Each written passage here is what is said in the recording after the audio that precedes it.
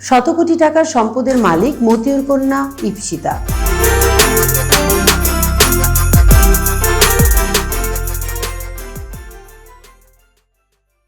ছাগল কাণ্ডে একে একে বের হতে থাকে মতিউরের দুর্নীতির মাধ্যমে উপার্জন করা কোটি কোটি টাকার সম্পদ। শুধু মতিউর না, তার দুই স্ত্রী এবং সন্তানদের নামে বেনামে থাকা সম্পদের তথ্য প্রকাশ্যে আসতে শুরু করেছে।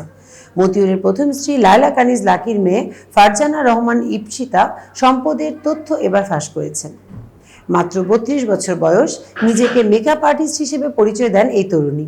পড়াশোনা শেষে এই পেশায় যোগ দিয়ে কতই বা আয় করতে পারেন, কিন্তু বিস্ময়কর হলেও সত্যি, এই অল্প বয়সী বসুন্ধরা আবাসিক এলাকায় ৭ তলা বাড়ি সহ শত কোটি টাকার সম্পদের মালিক হয়েছেন।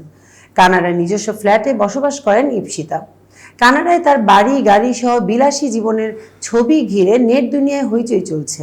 তবে কানাডার চেয়ে দেশেই তার বেশি সম্পদ রয়েছে। প্রশ্ন উঠেছে, একজন মেকআপ আর্টিস্ট এত টাকা সম্পদের মালিক হলেন কিভাবে? ইপসিতার সম্পদ নিয়ে একাধিক সূত্রে চাঞ্চল্যকর সব তথ্য সামনে এসেছে। ২০২৩ সালে মতিউর কন্যার প্রকাশিত আয়কর ফাইলেই ৪২ কোটি টাকার সম্পদ দেখানো হয়েছে। সোনালী সিকিউরিটিজে ১,৫০,০০,০০০ টাকা, সিনাজি ট্রেডিং লিমিটেডে ৫ লাখ টাকা, গ্লোবাল শুজ কোম্পানিতে ৪,৯৪,৫৫,০০০, ওয়ান্ডার পার্কে ১০ লাখ ও মামুন অ্যাগ্রো প্রোডাক্টস কোম্পানিতে ৪৫,৪৫,৬৯০ টাকা বিনিয়োগ রয়েছে ইপসিতার। আয়কর নথিতে আরও জানা গেছে, বিভিন্ন স্থানে ঋণ ও ধার বাবদ ইপসিতার সম্পদ আছে ২২ কোটি টাকার। নরসিংদীতে হেবা মূল্য ১.৫ একর জমি আছে তার। রাজধানীর বসুন্ধরা আবাসিক এলাকার বিলাসবহুল এলাকার ৭ তলা বাড়ির মালিক তিনি। বাড়িটির মূল্য অন্তত ৫০ কোটি হলেও আয়কর নথিতে তা ৫ কোটি দেখানো হয়েছে। সংশ্লিষ্টরা বলেছেন, মতিউর রহমান তার অবৈধ পথে আয় করা কোটি কোটি টাকা বিভিন্ন কৌশলে বৈধ করার অপচেষ্টাও চালিয়েছেন। ইপসিতার নামে থাকা বিপুল সম্পদ তারই নমুনা মাত্র।